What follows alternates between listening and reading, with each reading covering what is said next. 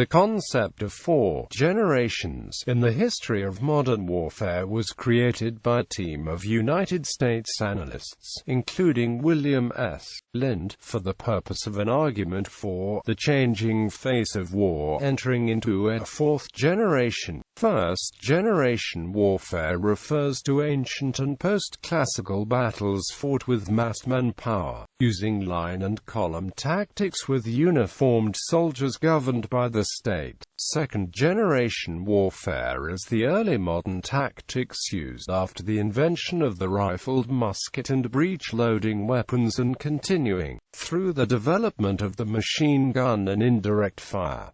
The term second-generation warfare was created by the U.S. military in 1989. Third-generation warfare focuses on using late-modern technology-derived tactics of leveraging speed, stealth and surprise to bypass the enemy's lines and collapse the forces from the rear. Essentially, this was the end of linear warfare on a tactical level, with units seeking not simply to meet each other face-to-face but to outmaneuver each other to gain the greatest advantage. Fourth-generation warfare, as presented by Lind et al., is characterized by postmodern, a return to decentralized forms of warfare, blurring of the lines between war and politics, combatants and civilians due to nation-states' loss of the near monopoly on combat forces, returning to modes of conflict common in pre-modern times.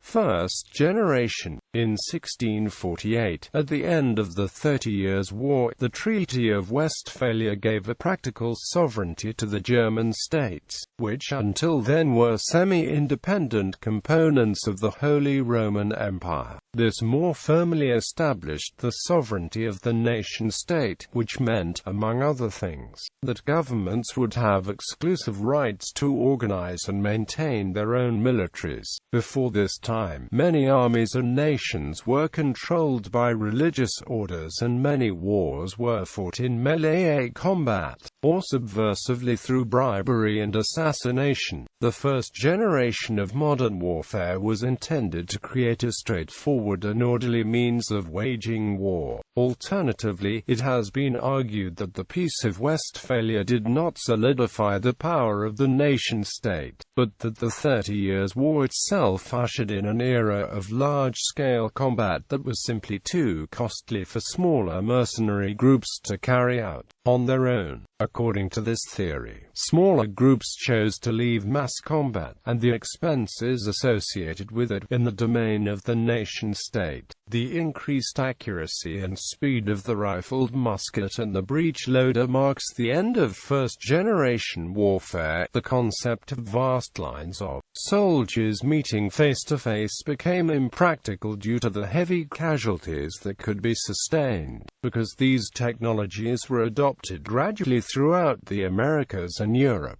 The exact end of the first generation of modern warfare depends on the region, but all world powers had moved on by the latter half of the 19th century. In order to create a more controlled environment for warfare, a military culture was developed that, in many ways, is still visible in the armed forces of today.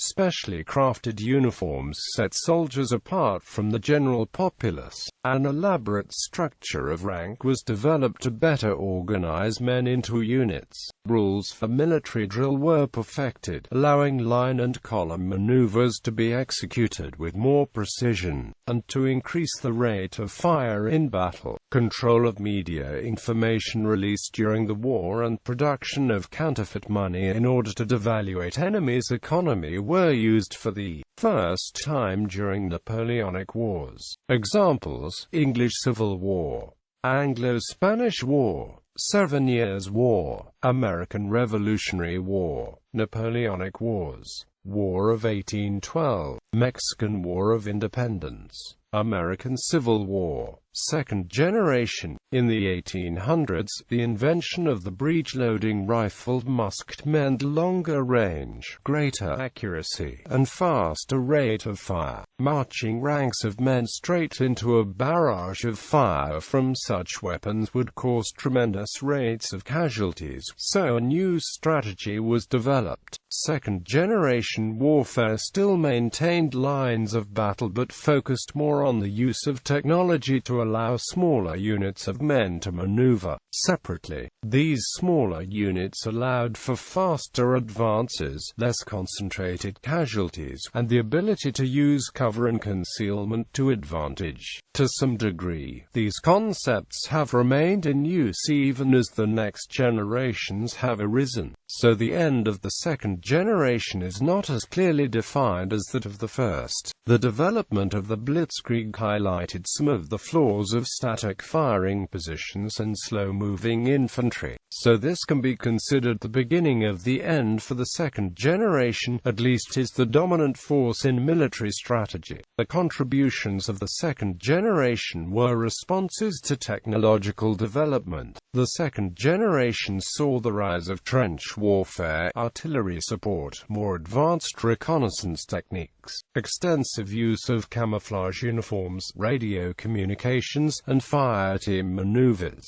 Examples: American Civil War, Boer War, World War I, Spanish Civil War, World War II, Iran-Iraq War. Third generation. The use of blitzkrieg during the German invasion of France first demonstrated the power of speed and maneuverability over static artillery positions and trench defenses. Through the use of tanks, mechanized infantry, and close air support, the Germans were able to quickly break through linear defenses and capture the rear. The emphasis on maneuvering and speed to bypass enemy engagement remains a common strategy throughout the world, and collapsing an enemy's defenses by striking at deeper targets is, in a somewhat different way, a major strategy in fourth-generation warfare. The contributions of the third generation were based on the concept of overcoming technological disadvantage through the use of clever strategy. As linear fighting came to an end, new ways of moving faster began to appear. The emphasis on cavalry moved from heavy armor to greater speed. The development of the helicopter allowed insertions in hostile territory, and advanced missile technology allowed forces to bypass enemy defenses and strike at targets from great distances. The speed inherent in these methods necessitated a greater degree of independence allowed to the units on the front lines. Greater trust needed to be placed in junior officers commanding subunits by higher-ranking officers, a belief that they could adequately achieve their objectives without micromanagement from higher-ranking commanders in command headquarters. Smaller units were allowed greater decision flexibility to deal with changing situations on the ground, rather than have decisions made for them by commanders who were distant from the front. This began to break down the regimented culture of order that was so important in previous theoretical eras of military command and control. Examples: World War II,